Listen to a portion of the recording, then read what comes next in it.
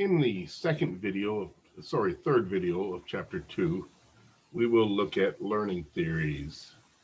In this section, we'll talk about John B. Watson, Pavlov, B.F. Skinner, and Albert Bandura. So we'll start with John B. Watson, who was really the pioneer or the originator of behaviorism.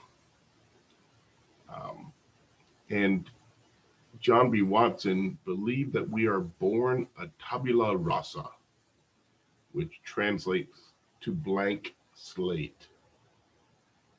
So, you're born a blank slate. What that basically means is that,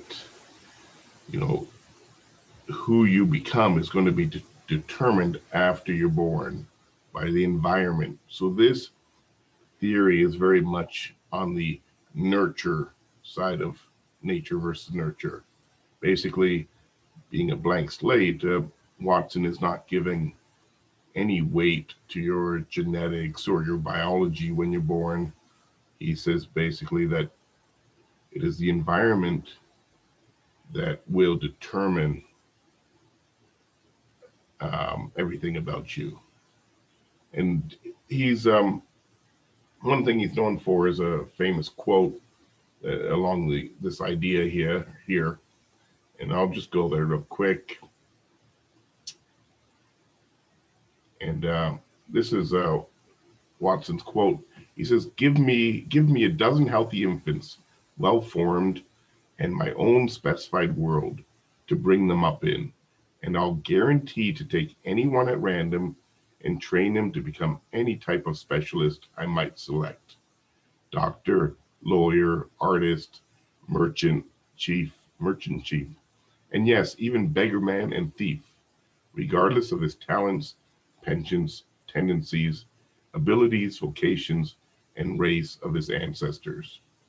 So it's from 1930, and so basically he's saying here that,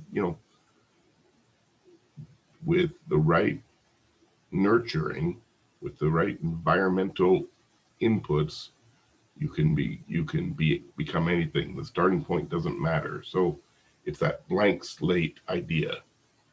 So very much, once again, on the nurture side of things, that the environment determines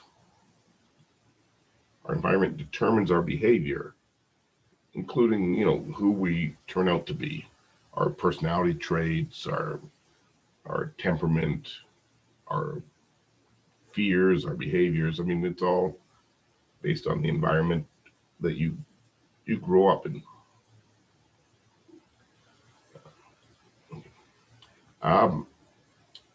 Watson's ideas of classical conditioning started, well, they originally came from Pavlov's experiments. So Pavlov did his work with dogs, which I'm sure he went over in 101,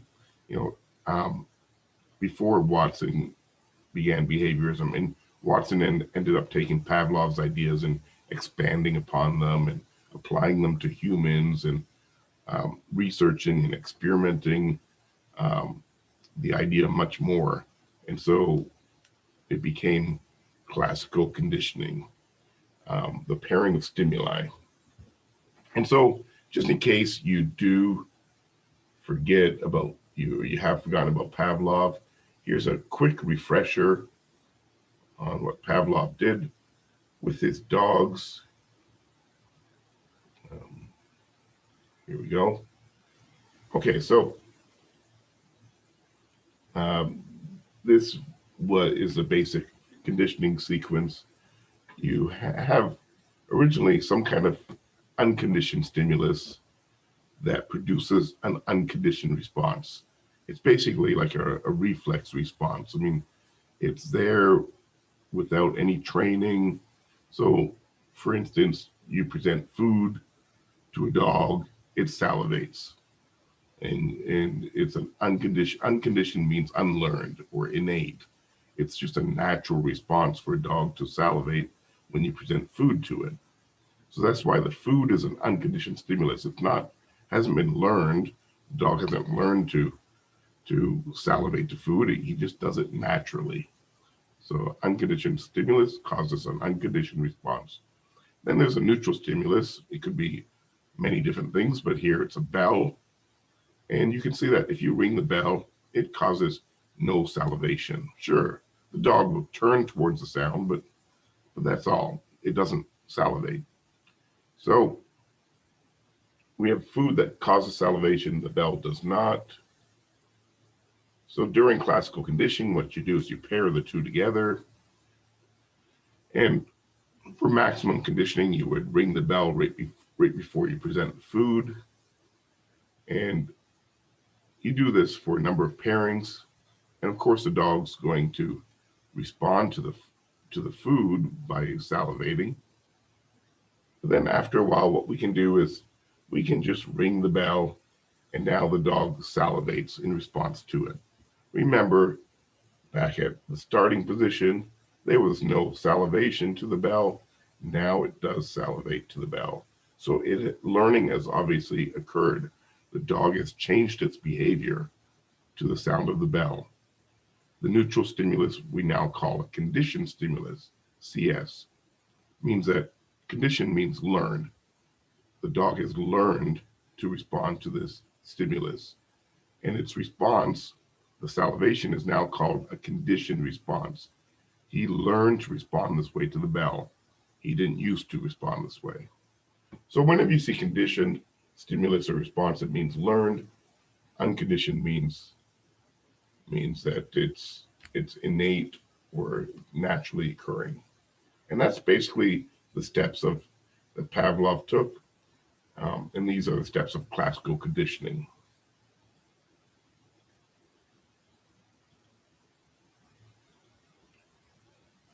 So I mentioned that John B. Watson expanded upon Pavlov's results, and in one of his classic experiments, he wanted to demonstrate that you could classically condition an infant to create fear in them to some particular object.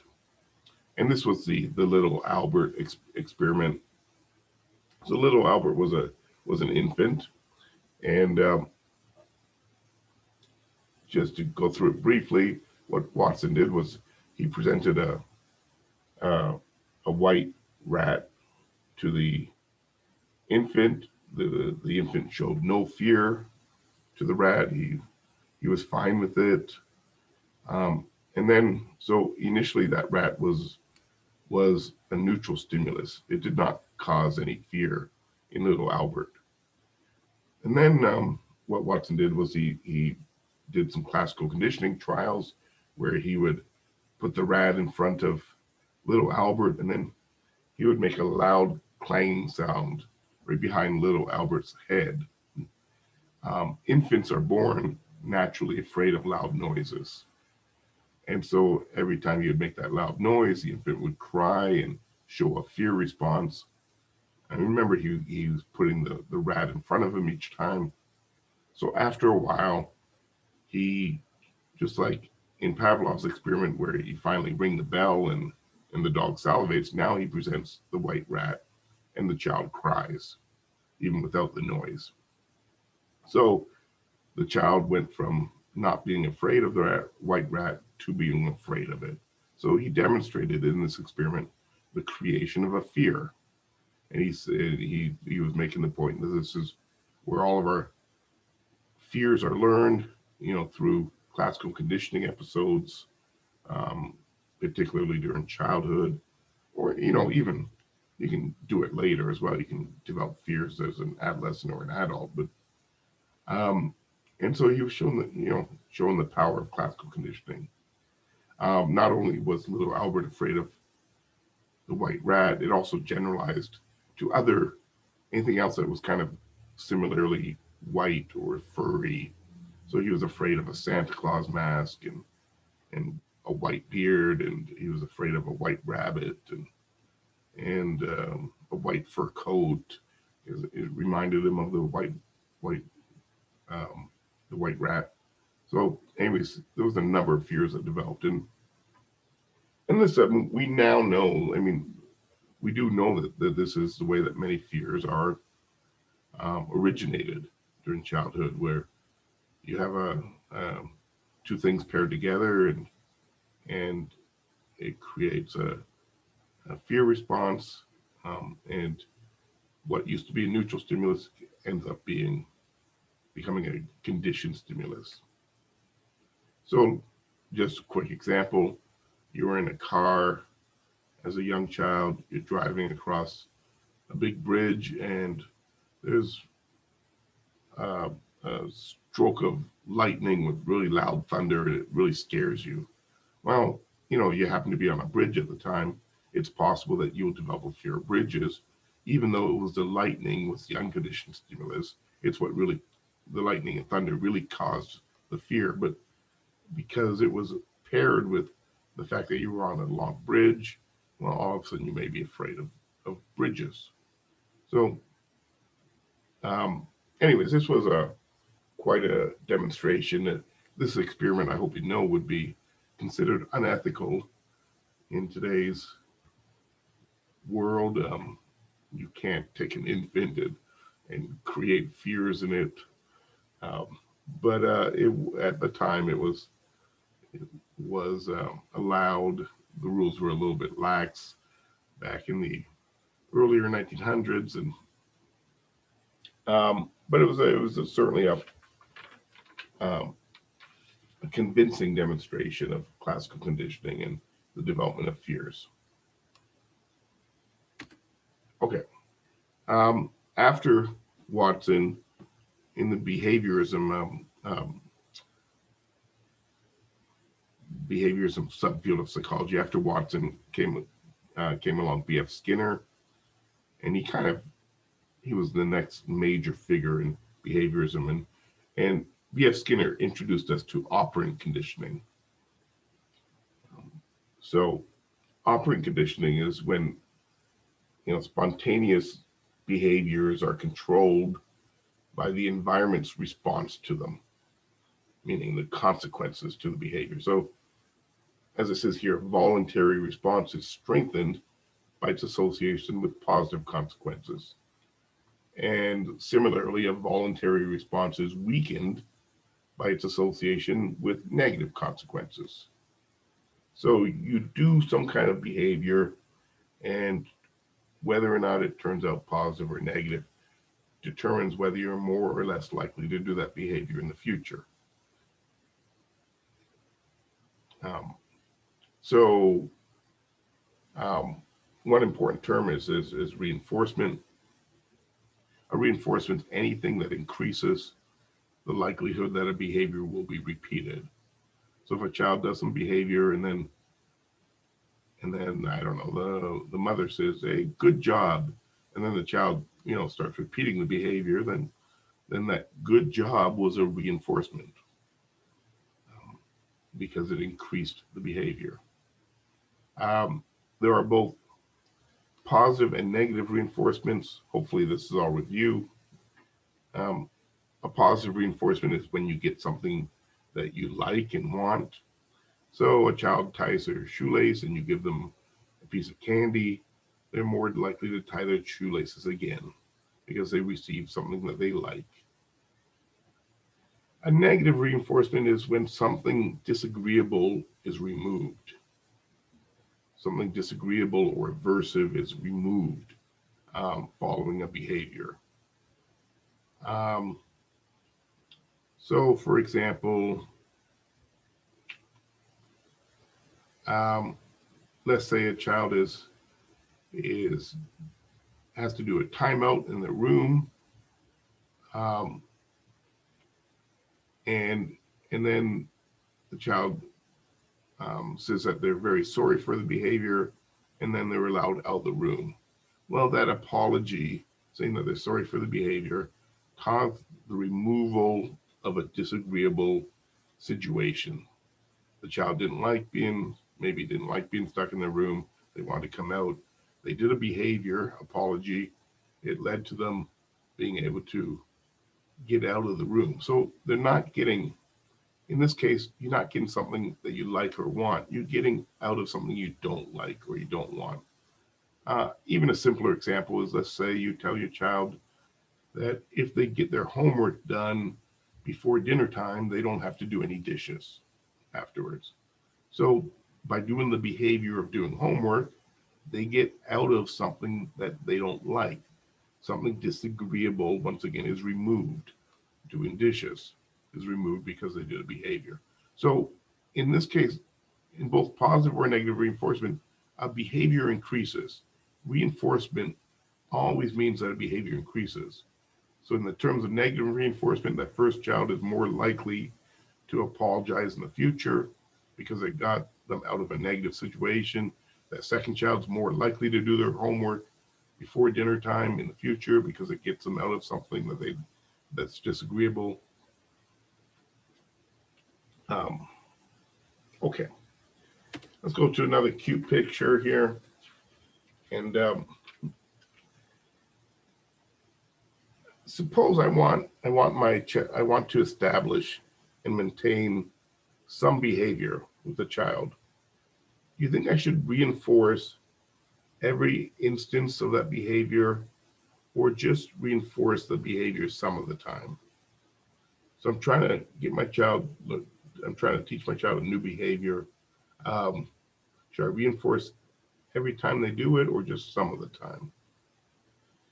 Um, and I don't know, let's say, for instance, the behavior is taking their dishes from the dinner table and putting them in the sink after they eat.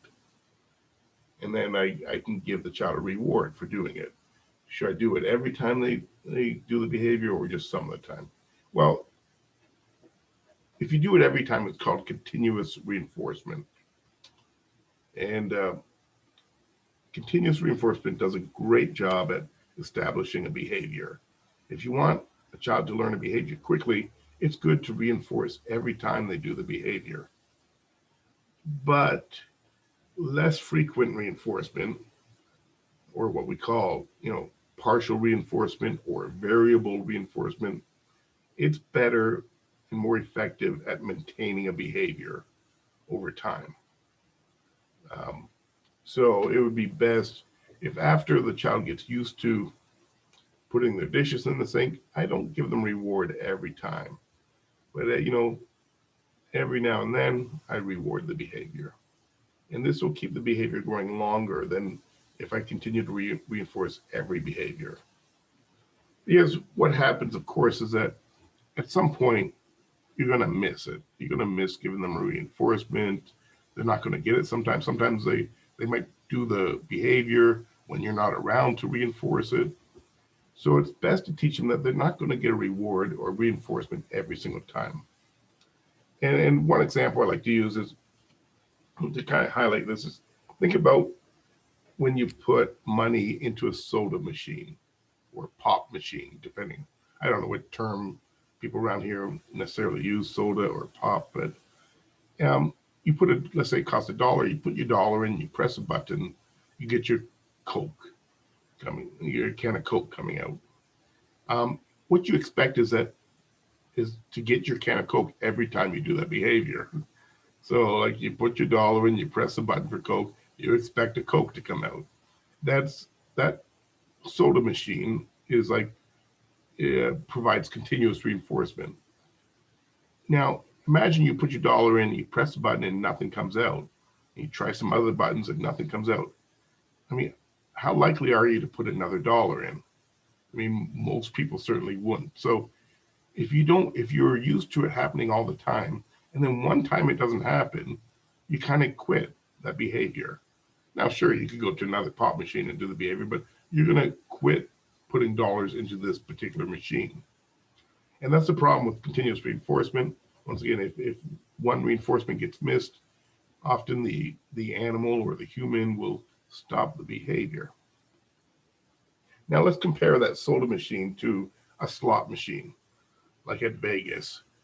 You put money in and you press a button or pull the arm, and the wheels spin around, and sometimes you win, sometimes you don't. So a lot of times you put money in and you get nothing back, but every now and then you get a bunch of money back. And so that's what we call a partial reinforcement or a variable reinforcement schedule. Does it does the behavior persist even though you don't get rewarded every time? Oh, of course it does. I mean, people play hours and hours and hours at these machines, even though they might go on streaks where they get nothing back for a while, but they're always thinking maybe next time. And that's why partial reinforcement schedules keep a behavior going. Is there's always the possibility that you just have to do more of those behaviors and you'll get a reinforcement again. Um, so that this highlights the distinction between fixed versus variable, what we call reinforcement schedules. So fixed is like the continuous schedule. It's a it's a standard schedule. You get a reinforcement every time, or on a fixed schedule. Variable means that every now and then, like you can't predict when the reinforcement's going to come. And just apply that to teaching and to um, classroom class classroom tests. Um, in a class like ours, we have our tests scheduled in a fixed, what's called a fixed interval schedule. You guys know when each unit test is, and because it's a fixed schedule, it affects your studying behavior. The majority of you are going to do most of your study right before the unit test. So it's going to get to that third week, and the test will be coming up, and people will start cramming material and reading more and studying more, and that's typical of a variable, what's called a variable interval schedule. Is that most of the behaviors happen right at the end of the interval, like when the test is available, for instance. Um, Whereas if I wanted you to study more continuously and do maintain the behavior more continuously, I could introduce pop quizzes. And so imagine that in our class there could be a quiz any day, like at any point during the term I could send an email out and you have 24 hours to do a quiz. Well, this a variable schedule like that tends to be more effective for maintaining a behavior over time, because you can't wait and study at the last minute, because the quiz is all of a sudden just available, and you have to be kind of ready for it. So you have to keep up a more continuous schedule of studying throughout the term. So depending on when reinforcements are given, whether it's more of a fixed schedule or a variable schedule, it leads to different behaviors. And once again, variable schedules are better for maintaining behaviors more continuously and for longer periods. Okay, so I just wanted to kind of throw all that in. It's not in the notes, so it's not in the PowerPoints. I mean, um, okay, so I've been talking about reinforcement so far. You know, giving like some kind of wanted reward. There's also, of course, punishment. And punishment is administering a negative consequence or taking away a positive reinforcement to reduce the likelihood of undesired behavior. Remember, reinforcements always increased a behavior. Punishment always decreases a behavior. It's right in the definition. If it doesn't decrease a behavior, it's not considered punishment.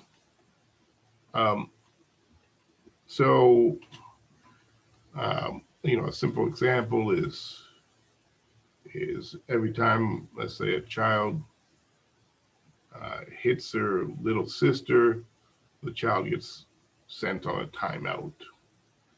Well, the idea hopefully is to reduce the behavior of hitting the sister. And if sending this child on timeouts actually does reduce the behavior, then that means that was a punishment for the child.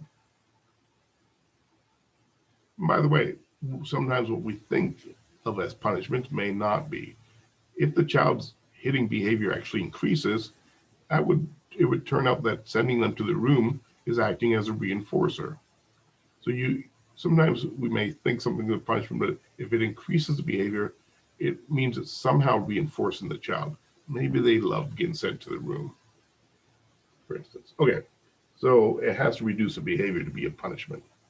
Um, Extinction is another term that Skinner introduced, the process by which a behavior stops when it receives no response from the environment. So if you're doing a behavior and you stop receiving any kind of response, the behavior should disappear on its own. So behavior, what Skinner is saying is that behaviors are only maintained only as long as the organism, human or animal, is getting something for doing that behavior. They're getting something positive, a reinforcement. Um, and so just to think about Pavlov's dog, for instance, actually, let me use a human example. Um, so that child that was hitting his sister, what Skinner would say is that if the behavior is just ignored for a while, and the child gets no response of any type for hitting his sister, Skinner says that the behavior would eventually extinguish on its own. And he actually believed that it was more effective. A more effective way to control behavior was to ignore undesirable behavior rather than punish it. And he said, as long as you're not feeding into it in some way, as long as there's nothing positive that the child's getting for their behavior, then it will disappear on its own. Most parents don't want to ignore negative behaviors. I mean, so they tend to use punishment, but um, it can be considered maybe a softer approach to just ignore certain behaviors until they disappear. Oh, another cute kid picture. Okay, so Skinner's operant conditioning theory said that you learn by performing an action, a behavior, then you receive either positive or negative consequences, reinforcements or punishments after you do the behavior, and that humans learn from these consequences exactly the same way as any animal would. Um, if an animal does behavior and you shock the animal, they're less likely to do that behavior. If you're a human and you stick your finger in a electrical outlet and you get shocked, you're less likely to do it again because you've just been punished. So it was. So he said that humans and animals are no different. We all learn through operant conditioning. We increase certain behaviors, we reduce others, and this kind of shapes our overall set of behaviors, which is really kind of makes up your personality and who you are. You can be defined by all of your behaviors. But he says throughout your life and throughout any day even, you're constantly being either reinforced or punished. It can be in very subtle ways. So don't think of like a punishment as like it has to be like a spanking or a timeout. Like a punishment might just be a child saying something and the mother just kind of gives a little slight frown in her face just for a moment. I mean that would be considered punishment. Or um, just maybe a little disagreeable sound that a parent makes towards a child, or the parent turns away from the child. The child does something and the parent turns away from them. I mean, so punishments can be little things that happen throughout the day. You say hi to a friend and I mean punishments and reinforcements, and they say hi back to you. You've just been reinforced for saying hi because they responded with a hi. If you say hi and they ignore you, that's kind of like a punishment. Maybe you're less likely to say hi again next time. So he says throughout the day, so basically you can think of it like it's thousands. This would be happening thousands of times a day. Little tiny punishments and reinforcements. I lean back in my chair and I feel more comfortable, I'm more likely to lean back in my chair again later. Okay, because I was rewarded for leaning back. Okay. Anyways, so I wanted to just kind of summarize that. What part of the implication was that our learning, our basic operant conditioning or learning, really involved no thinking. You're just responding to the environment constantly. Little punishments, little reinforcements, and your behavior changes. This, as far as Skinner was concerned, and also Watson with classical conditioning, the mind has had no place in learning. Anyways, we're about to look at Albert Bandura. He brings thinking back into the equation, and he believes that we don't have to do behavior and then get reinforced or punished. We can learn, by using our senses and our minds. And this brings us to social cognitive theory. And one major component of social cognitive theory is that we learn through imitation, or it's also called modeling. So we can learn by watching others rather than receiving direct consequences on our own. We can watch others and see the consequences that they receive. So if my friend steals a candy bar out of the store and he gets caught, and I'm with him and I see him get in trouble and his parents are called and he cries, I'm a lot less likely to ever try to steal candy bar myself. I didn't get punished or reinforced as Skinner would suggest is necessary. I learned by watching somebody else go through it and receive a consequence. And this involves the mind, obviously, because I would have to store a representation. Like, I saw him do that behavior, I saw him get punished, and I kind of link those in my mind. Oh, stealing candy bar is bad.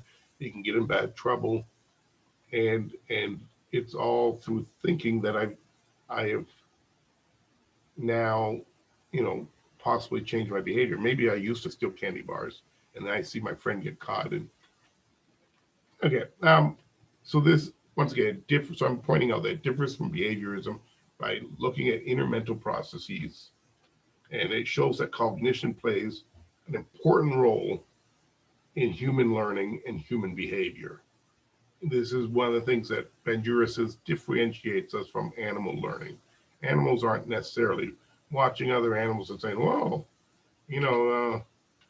that I don't know, some deer watching another deer and say, whoa, he ran close to the road and a car came by and it scared him, so I'm not going to run close to the road." I mean, like, they're not necessarily thinking like that. I mean, they might have to experience it themselves before they learn not to go close to a road. Okay. One very important study that Bandura did to demonstrate learning through imitation was the Bobo doll experiment. Let me show you a video, and then I'll talk about it a little bit after.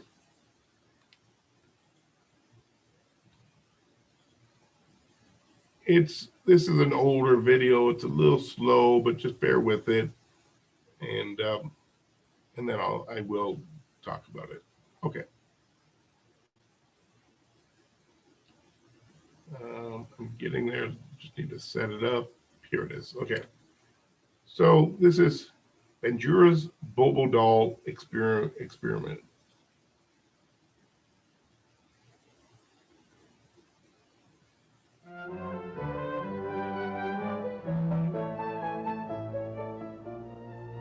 The segment you're about to see is taken from an early experiment of behavior through modeling. Children watched a filmed adult. Okay. I don't know about you, but the sound is really, really low for me. So I'm just going to adjust my computer sound here in case it's affecting your sound. Let's just start it again real quick.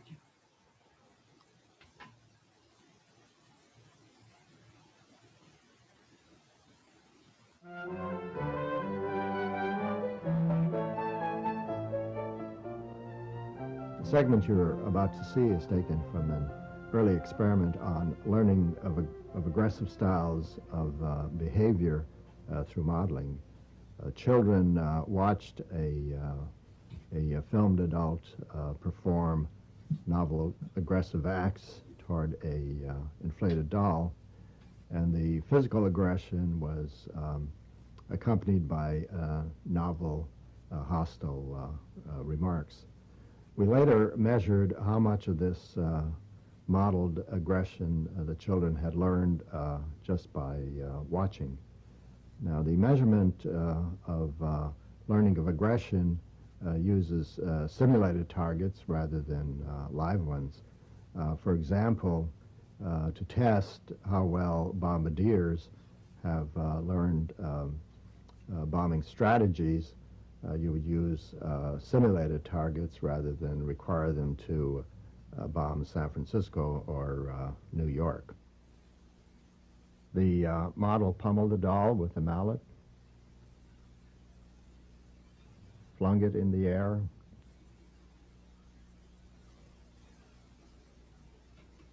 kicked it repeatedly,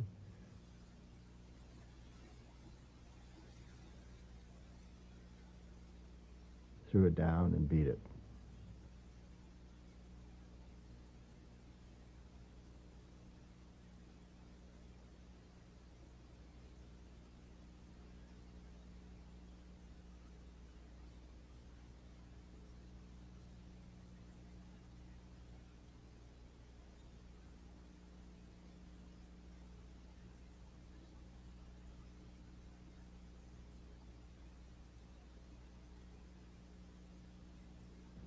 It was once widely believed that seeing others vent aggression would drain the viewer's aggressive drive.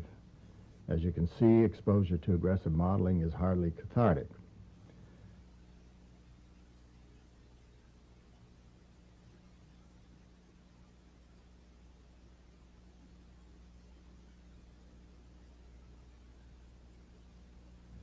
Exposure to aggressive modeling increased attraction to guns, even though it was never modeled. Guns had less appeal to children who had no exposure to the aggressive modeling. The children also picked up the novel hostile language.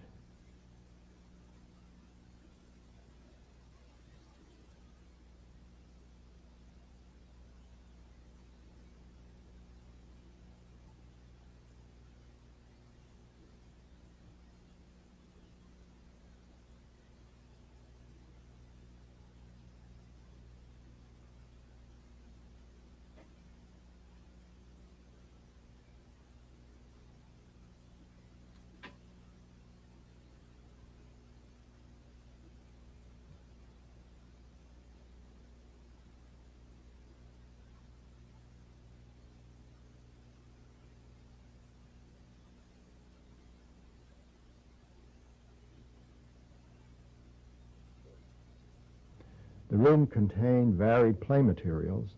And Okay, so it kind of cuts off there. Cancel. Okay, so let me go back to the slideshow.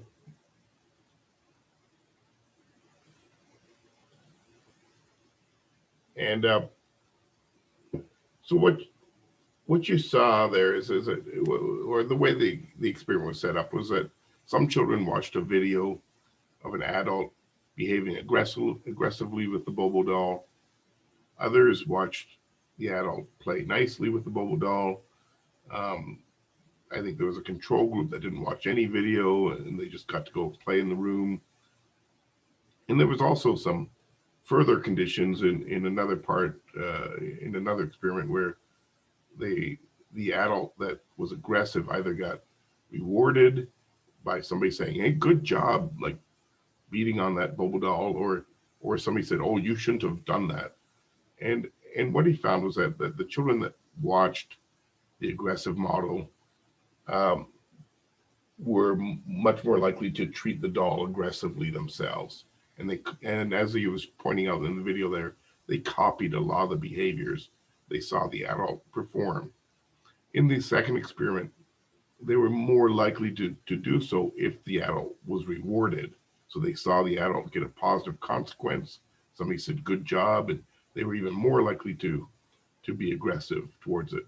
If they saw the adult get punished, they were less likely to be aggressive. So he made because this had a lot of implications, this experiment, to watching violence on TV, because they didn't actually watch a live model.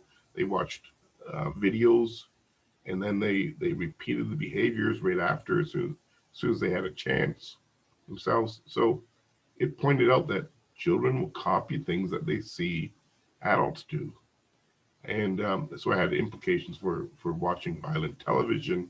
It also had implications for if there's any kind of violence within the home, even things like spanking. Children learn from that through observational learning. They learn that, oh, this is the way to get what you want. My dad spanks me when he wants me to change my behavior. So I could use physical violence against somebody else that if I want them to change their behavior. So very important study, lots of implications about being exposed to violence, and that it can immediately cause an increase in aggression. And you can imagine, like, this was just a 1 day kind of study, but if you were exposed to violence on a repeated basis, either through television or in the home, you would expect that aggression would increase due to observational learning and imitation. Okay, and this concludes the learning theories section.